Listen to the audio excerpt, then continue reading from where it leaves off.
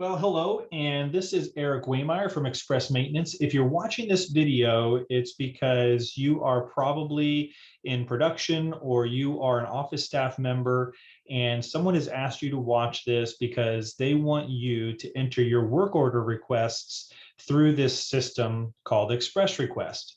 So I'm here to show you how it works. And of course, our data may be a little different than what you see.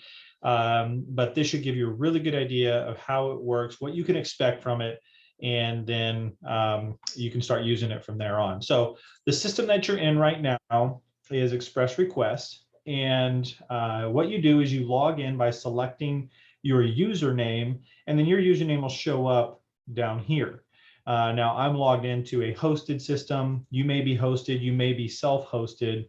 Either way, this is what it looks like. If you're self-hosted, you won't see the browser up here, you'll just see this. So what you're looking at here is the overview, and we have a data view. And if I am in overview, I can see everything that I have submitted that has not progressed to reviewed.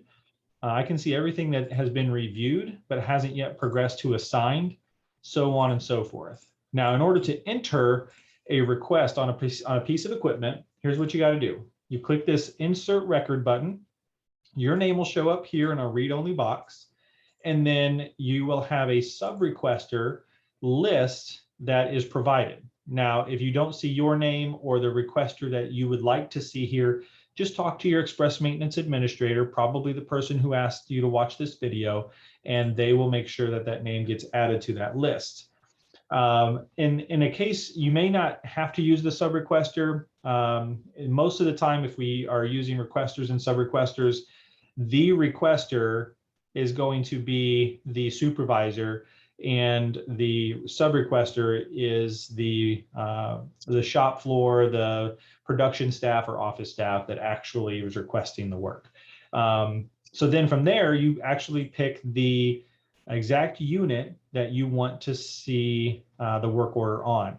And so we'll just say it's, we'll use one of these, how about the conveyor? Okay, so let's say you notice that a conveyor has a tear on the belt and it's going to need to get replaced or repaired.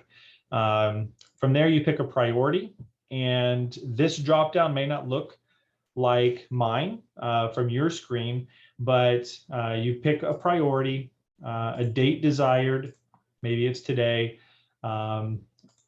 If there's some reference items here for you that make sense, of course, you'll use those. And then right here is the service that you'll want to pick. Now, there's a lot of different ways that people set up this service dropdown. The way that we tell people to do it and recommend that they use it is put the name of the part and then what you can do to it. So the noun verb here.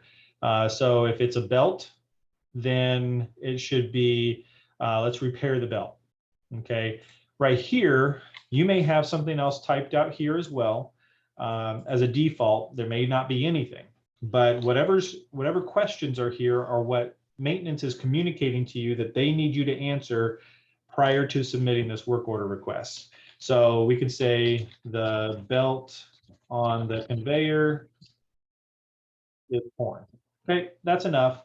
All you got to do from here is just click post edit, and that sends that request to the maintenance team. They can then see the request, convert it to a work order, and fix it. Now, once, if you want to know the status of your request, all you got to do is go to the overview and look at what has been submitted, what's been reviewed, assigned, completed, so on and so forth.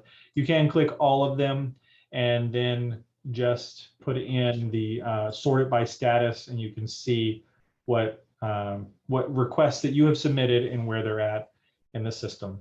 So if you have any questions, contact your administrator, and you can always reach us. Go to expressmaintenance.com or check out our YouTube channel for more videos. And hope this is helpful. Again, my name is Eric Waymeyer from Express Maintenance. Look forward to working with you guys in the future. Take care.